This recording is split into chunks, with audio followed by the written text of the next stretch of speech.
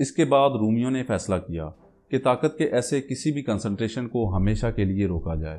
اس لیے کسی ایک شخص کو زیادہ طاقتور بننے سے روکنے کے لیے انہوں نے ہر ایک سال کی خدمت کے لیے 2 کونسل کا انتخاب کیا اور ایک بادشاہ کی بجائے کونسل کو سینٹ کے کنٹرول میں کیا، اور اس طرح اس پولیٹیکل ریولیوشن نے 509 BC میں کنگڈم کی جگہ ریپبلک نے لے لی، جس میں لوسیس جونیس بروٹس اور لوسیس تارکینیس کولیٹینس رومن ریپبلک کے پہلے 2 کونسل بنے، جن میں برابر طور پر روم کے لشکری اور دیگر اختیارات کو ڈیوائیڈ کر دیا گیا تھا۔ اس وقت رومن سوسائٹی بنیادی طور پر لیٹن اور ایٹروسکن سوسائٹیز کے ساتھ ساتھ اوسکن، سبینز اور یونانی کلچرل عناصر کا ایک مکسچر تھی، جو خاص طور پر قدیم رومن مذہب اور اس کے پینتھیون میں نظر آتا ہے، جس میں اب اجتماعی اور سالانہ مجسٹریٹس بننے لگے جن کی نگرانی سینٹ کرتی تھی۔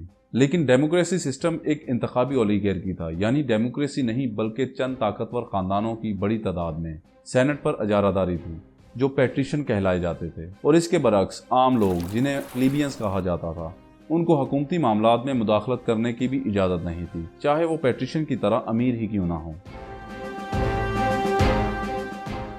تو جیسا کہ میں نے آپ کو پہلے بتایا کہ حکومتی معاملات میں صرف اشرافیہ خاندانوں کا قبضہ تھا، کیونکہ تارکین کے خلاف بغاوت کے ساتھ اور ریپبلک کے ابتدائی سالوں تک جاری رہنے والے روم کے پیٹریشن اشرافیہ پولیٹکس اور سوسائٹی میں ایک غالب قوت تھے۔ ان کے 50 خاندانوں کے گروپس تھے جنہیں جینٹس کہا جاتا تھا۔ ان خاندانوں نے روم کے مجسٹریٹس، ریاستی پادریوں اور ہائی ملٹری رینکس پر اجارہ داری قائم کی ہوئی تھی، اور اس کے برعکس پلیبینز کو سیاسی دفاتر میں الیکشن میں شامل ہونے کی بھی اجازت نہیں تھی۔ ان کو کسی بھی قسم کی سیاسی مساوات کا حق نہیں دیا گیا تھا، اور نہ ہی ان کو اعلیٰ مذہبی اور سول دفاتر تک رسائی حاصل تھی۔ حالانکہ پلیبینز نے روم کی معیشت کو ریڑھ کی ہڈی کی حیثیت سے چھوٹے کسانوں اور تاجروں کے طور پر تشکیل دیا تھا، اور جنگ کے وقت وہ فوجی خدمات بھی دیتے تھے۔ ابتدائی ریپبلک کے دوران پلیبینز ایک سیلف آرگنائزڈ اور ثقافتی طور پر الگ گروپ کے طور پر ابھرے، جس پر پہلی علیحدگی، جسے فرسٹ سچ سیسیشن کہا جاتا ہے، جو 494 BC میں ہوئی، کیونکہ قحط کے دوران پیٹریشن کی طرف سے عوامی قرض دہندگان کے ساتھ ناروا سلوک کے خلاف احتجاج اور ایک فوجی مہم کے دوران پلیبینز نے پولیٹیکل کنسیشن کے بغیر جنگ میں لڑنے سے انکار کر دیا تھا، اور اپنے مفادات کی نمائندگی کرنے کے لیے انہوں نے ٹریبیونز کا انتخاب کیا۔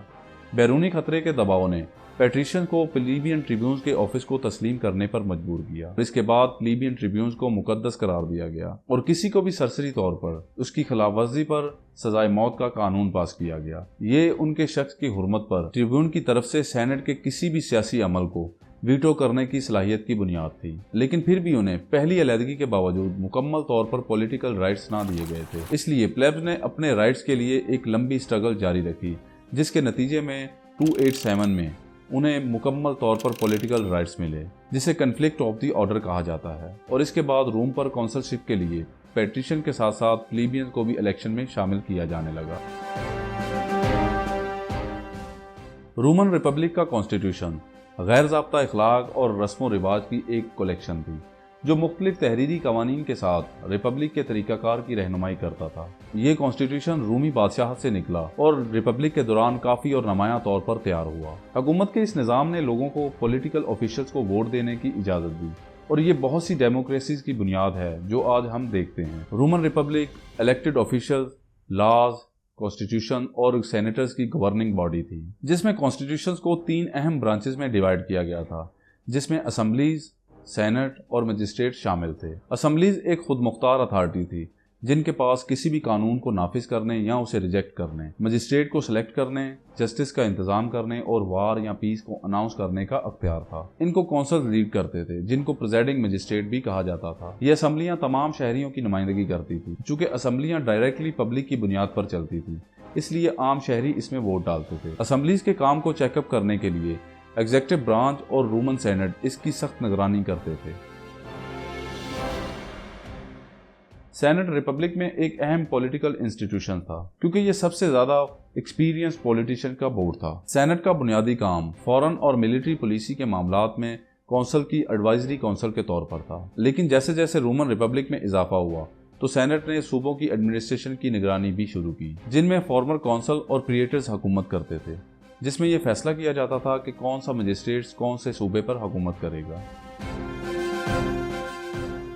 मजिस्ट्रेट पब्लिक की तरफ से रिपब्लिक पर हुकूमत करने के लिए सिलेक्ट किए जाते थे, जो मजहबी, मिलिट्री और जुडिशियल पावर्स का इस्तेमाल करते थे। इनमें सबसे ताकतवर आम मजिस्ट्रेट यानी कौंसल थे, जो 2 थे। ये कौंसल आला दर्जे के आम मजिस्ट्रेट थे, जिनकी कौंसल पावर में बादशाहों की साबका सल्तनत और नए सेनेटर्स की अपॉइंटमेंट शामिल थी। सिविल और मिलिट्री दोनों मामलात में कौंसल को आला अख्तियारात हासिल थे। किंगडम के दौर में बादशाह प्रिंसिपल एग्जीक्यूटिव मजिस्ट्रेट थे। वो chief priest, chief legislator, chief जज और आर्मी के कमांडर इन चीफ थे, और प्रैक्टिकली उनकी ताकत पर कोई हकीकी पाबंदी नहीं थी। लेकिन रिपब्लिक में बादशाहों की लीडरशिप को चेंज करने के लिए दूसरे मजिस्ट्रेट्स को शामिल करके कौंसल के अख्तियारात को मजीद तोड़ दिया गया था, जिनमें से हर एक के पास बादशाह के असल अख्तियारात का एक छोटा सा हिस्सा चला गया था। इनमें सबसे पहले प्रेटर्स थे, जिसने कौंसल के अदालती अख्तियारात को खत्म कर दिया। उसके बाद सेंसर आया, जिसने कौंसल से सेंसस का अख्तियार छीन लिया, और इसी तरह क्वेस्टर, जिन्होंने खजाने के मामलात को संभाल लिया था। इन तीनों ब्रांचेस के दरमियान चेक और बैलेंस का एक पेचीदा सेट तैयार किया गया था। मिसाल के तौर पर असेंबलियों के पास नजरियाती तौर पर तमाम अख्तियारात थे, लेकिन मजिस्ट्रेट के जरिए उनको बुलाया और हुकूमत की जाती थी।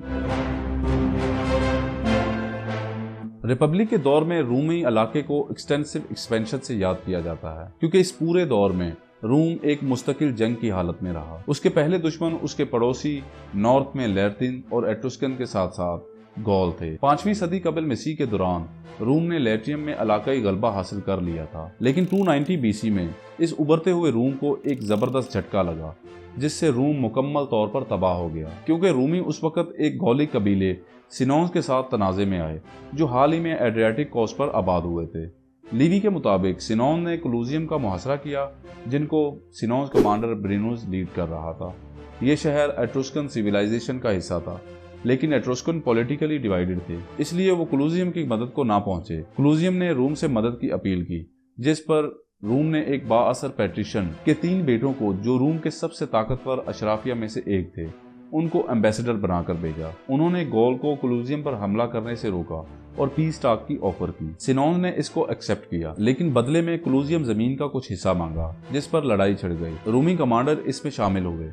इनमें से एक ने सिनोन्स के एक सरदार को कत्ल कर दिया। ये डिप्लोमेटिक रूल की वायलेशन थी कि एम्बेसडर को न्यूट्रल होना चाहिए। गौल इस पर बात करने के लिए पीछे हट गए और रूम से डिमांड की कि इन तीनों भाइयों को उनके हवाले किया जाए, लेकिन ये तीनों भाई आने वाले साल के लिए मिलिट्री ट्रिब्यून के साथ कौंसल पावर के लिए भी सिलेक्ट किए गए थे। इसलिए रूम ने उनको सिनोन्स के हवाले करने से इनकार कर दिया, जिसके बाद फिर सिनोन ने रूम के खिलाफ जंग का ऐलान किया। सिनोन ने 130 किलोमीटर दूर रूम पर मार्च शुरू किया। रोमन फौज उस वक्त किसानों की एक जुज़वक्ती मलिशिया थी, जो सिर्फ फौजी मुहिम के वक्त ली जाती थी। गौल ने एट्रूरिया और लेथियम के इलाके को लूट लिया और रूम के नॉर्थ में टाइबर रिवर और एलिया ब्रूक के संगम पर रूमियों से जंग की, जिस वजह से इसको बैटल ऑफ एलिया कहा जाता है। रूम ये जंग हार गया और उसकी फौज भाग गई। इनमें से कुछ रूम वापस आ गए और कुछ भी चले गए। रूमी फौज को हराने के बाद सिनोन शाम के वक्त रूम पहुंचे। उन्होंने शहर को आग लगाकर तबाह कर दिया, जिसमें रूमियों के बहुत से तारीखी रिकॉर्ड्स जला दिए गए। लेकिन इस तबाही के बावजूद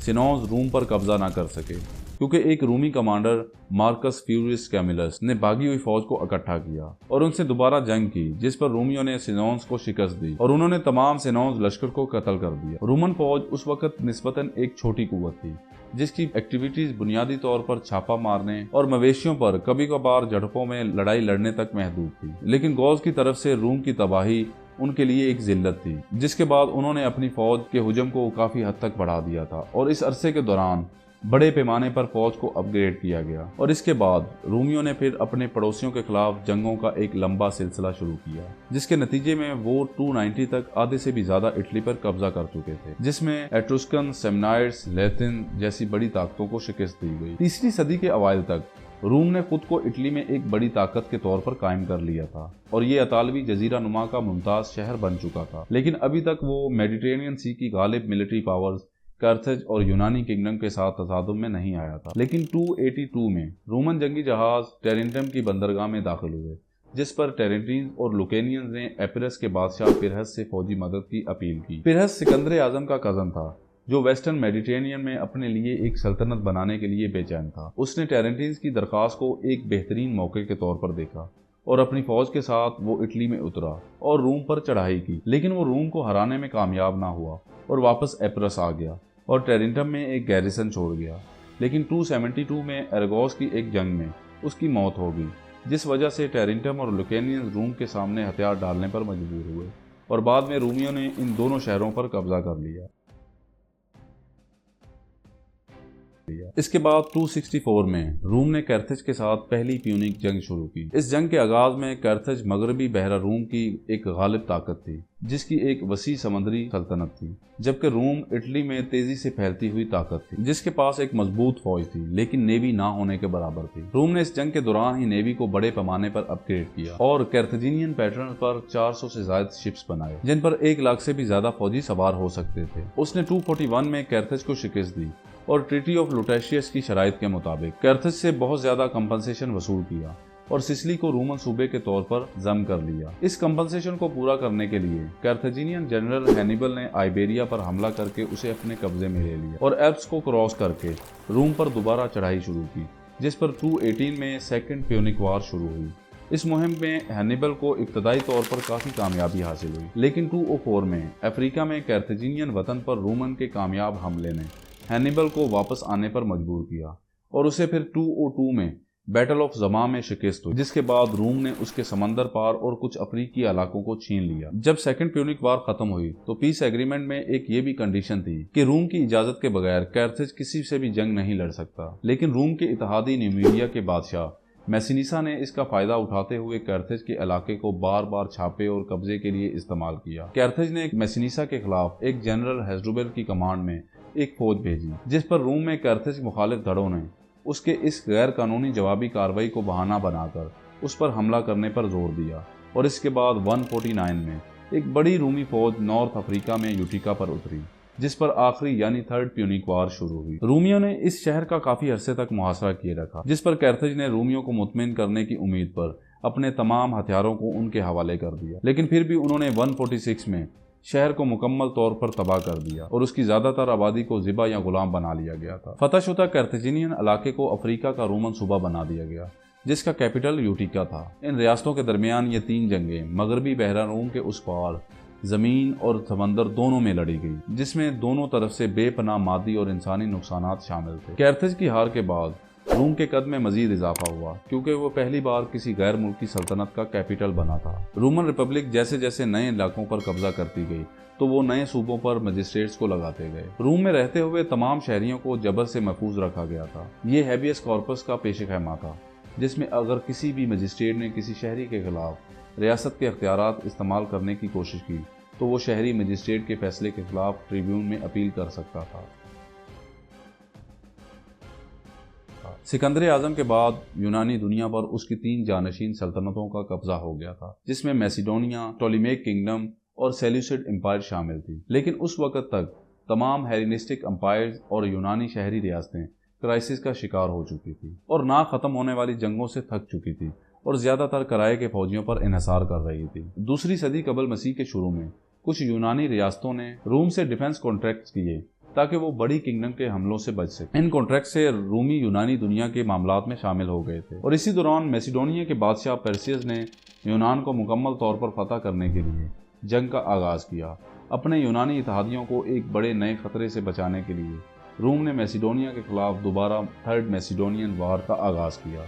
रूम इससे पहले पर्सियस के बाप फिलिप V के साथ 2 जंगें लड़ चुका था। पर्सियस को शुरू में रूमियों के खिलाफ कुछ कामयाबी मिली, लेकिन रूम ने एक मजबूत फौज भेजकर इसका जवाब दिया, जिसने 168 में बैटल ऑफ पिडना में मैसिडोनियंस को फैसला कुन शिकस्त दी। इसके बाद रूम ने यूनानी दुनिया में अपना पहला परमानेंट कदम जमाने का फैसला किया। उसने कैर्थेज की तबाही के उसी साल यानी 146 में मुकम्मल तौर पर यूनान पर कब्जा कर लिया था और उसको 2 नए रोमन सूबों एकिया और मैसिडोनिया में डिवाइड कर दिया। यूनानी किंगडम और कैर्थेज पर कब्जा करने के बाद रूम दुनिया की एक गालिब ताकत बन गई थी, जिसका कंट्रोल शहर के करीबी माहौल से लेकर बहरा रूम की पूरी दुनिया तक फैल चुका था। और इसके बाद उसने मजीद अपनी फतुहात जारी रखी, जिससे रूम का दायरा यूरोप, नॉर्थ अफ्रीका और वेस्टर्न एशिया के वसी इलाकों तक फैल चुका था, जिसमें ईस्ट में Pontus kingdom, Seleucid empire, south में टोलेमिक किंगडम, वेस्ट में नुमीडिया और नॉर्थ में गौल की फतुहात शामिल। 59 में कौंसल के तौर पर अपना टेन्योर पूरा करने के बाद जूलियस सीजर नॉर्थ में गवर्नर के तौर पर 5 साल मुद्दत के लिए मुकर्रर हुए, जिसने आखिरी गैलिक वार शुरू की, जिसमें वो कामयाब हुआ और ये पहला रोमन था जिसने ब्रिटेन पर भी हमला किया। لیکن وہ کامیاب نہ ہوا۔ رومیوں نے بعد میں برٹین کو 44 میں امپیریل دور میں فتح کیا تھا۔ 51 میں سیزر نے دوبارہ کونسل کا الیکشن لڑنا چاہا، لیکن کچھ سینیٹرز نے مطالبہ کیا کہ سیزر کو کونسل کے لیے کھڑا ہونے کی اجازت نہ دی جائے جب تک کہ وہ اپنی آرمی کا کنٹرول ریاست کے حوالے نہ کر دے۔ سیزر نے اپنی کمان چھوڑنے اور مقدمے کا سامنا کرنے کی بجائے سول وار کا انتخاب کیا۔ 1 جنوری 49 کو سیزر نے سینٹ کو الٹیمیٹم بھیجا۔ سینٹ نے الٹیمیٹم کو ریجیکٹ کر دیا اور ایک ریزولوشن پاس کی کہ اگر سیزر نے اس سال جولائی تک ہتھیار نہیں ڈالے تو اسے ریپبلک کا دشمن سمجھا جائے گا، اور مزید سینیٹرز نے جنرل پومپے کو سیزر کے خلاف اپنے نئے چیمپئن کے طور پر اپنایا اور ایک قانون کے ذریعے پومپے کو ڈکٹیٹرشپ کے اختیارات دیے گئے۔ جنوری 10 کو سیزر نے اپنی تجربہ کار فوج کے ساتھ روبیکن ریور کو کراس کیا، جو رومن اٹلی کی قانونی حد تھی، جس سے آگے کوئی کمانڈر رومی قوانین کی خلاف ورزی کرتے ہوئے اپنی فوج نہیں لا سکتا تھا۔ 49 کے موسم بہار تک سیزر روم میں پہنچا۔ اس کی تیز رفتار پیش قدمی نے پومپے، کونسل اور سینٹ کو روم چھوڑنے پر مجبور کیا، جس سے سیزر بلا مقابلہ شہر میں داخل ہوا۔ پومپے کی شکست اور آرڈر ریسٹور ہونے کے بعد سیزر حکومت پر غیر متنازع کنٹرول حاصل کرنا چاہتا تھا، اس لیے اس نے ڈکٹیٹرشپ اور ٹریبیون کو اپنے پاس رکھا اور 48 میں پرماننٹ ٹریبیون پاور، سینٹ کو ویٹو کرنے کا اختیار اور پلیبین کونسل پر غلبہ حاصل کر لیا تھا۔ 46 میں سیزر کو سینچوریل پاور دیے گئے، جس کے استعمال سے اس نے سینٹ کو اپنے حامیوں سے بھر لیا اور سینٹ کی ممبرشپ کو بڑھا کر 900 کر دیا۔ اس نے سینیٹر اشرافیہ کا وقار چھین لیا اور اسے تیزی سے اپنے ماتحت بنا دیا اور مجسٹریٹ کو عوام کے نمائندوں سے ڈکٹیٹر کے نمائندوں میں چینج کر دیا تھا۔ سیزر اب رومن ریاست کی ایک بنیادی شخصیت تھا جو اپنے اختیارات کو نافذ کرتا اور اس میں اضافہ کرتا تھا۔ اس کے دشمنوں کو خوف تھا کہ وہ ایک مطلق العنان حاکم بننے کے عزائم رکھتا ہے، یہ آرگومنٹ کرتے ہوئے کہ رومن ریپبلک خطرے میں ہے۔ کوئس کوشیس اور مارکس بروٹس کی قیادت میں سینیٹرز کے ایک گروپ نے مارچ 1544 کو سینٹ کے ایک اجلاس میں ایک سازش رچی اور سیزر کو قتل کر دیا۔ سیزر نے روم پر شارٹ ٹائم کے لیے حکومت کی تھی، لیکن اس کا سب سے بڑا نقصان یہ ہوا کہ روم اس کے بعد پولیٹیکل انتشار کا شکار ہو گیا اور پھر کبھی بھی اس ریپبلک میں واپس نہیں آیا